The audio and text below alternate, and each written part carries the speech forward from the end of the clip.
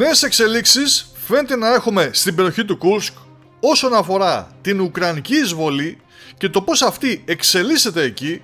καθώς ενώ σε κάποια ρωσικά μέσα ενημέρωσης που εμείς τουλάχιστον παρακολουθούμε και θεωρούμε ότι κατά ένα πολύ μεγάλο ποσοστό έχουν αξιόπιστες πληροφορίες, δεν αναφέρεται κάτι το ιδιαίτερο να συμβαίνει.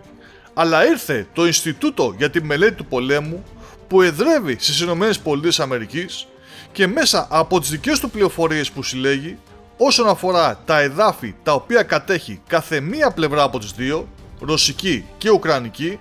να δώσει στη δημοσιότητα έναν χάρτη στον οποίο αποτυπώνεται ότι οι ρωσικές δυνάμεις έχουν ανακτήσει μέρος των εδαφών που είχαν καταλάβει οι ουκρανικές τις προηγούμενες ημέρες.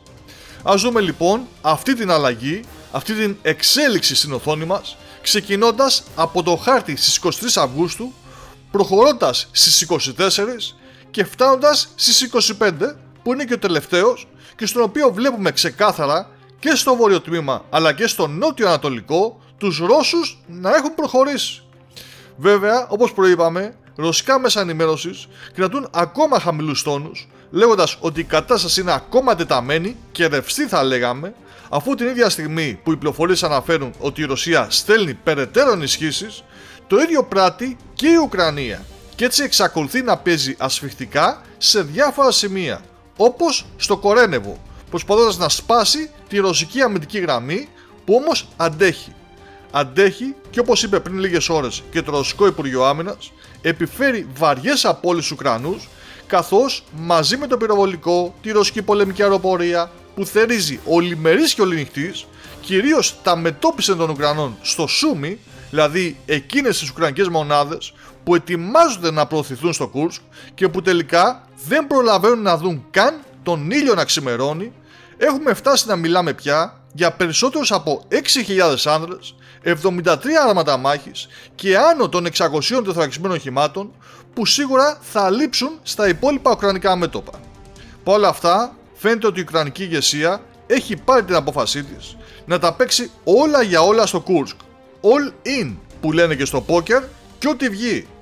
Τι θα βγει θα φανεί σε λίγο καιρό, καθότι η ουκρανική επιχείρηση έχει αρχίσει να μοιάζει τελικά με ποντικοπαγίδα που όποιος μπαίνει δεν ξαναβγαίνει. Ενδεικτικό είναι μάλιστα ότι όταν οι Ρώσοι αναφέρονται στις επιδρομές των ελικοπτέρων τους στην περιοχή, μιλούν πλέον για κυνηγούς που απογειώνονται για να βρουν το θύραμά τους και να το εξολοθρεύσουν.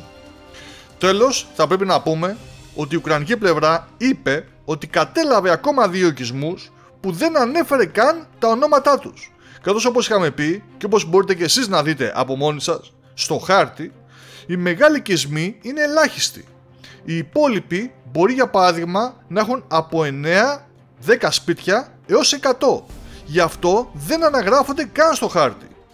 Όπως και να έχει, θα παρακολουθήσουμε με πολύ ενδιαφέρον τους νέους χάρτες που θα εκδώσει το Ινστιτούτο του Πολέμου τις επόμενες ημέρες για να δούμε αν όντως οι Ρώσοι σημείωσαν κάποια πρόοδο ή απλά αφήνουν να μπουν μέσα στην παγίδα και οι άλλες ουκρανικές δυνάμεις, τις οποίες φυσικά συμμετέχουν και αρκετοί ξένοι μισθοφόροι.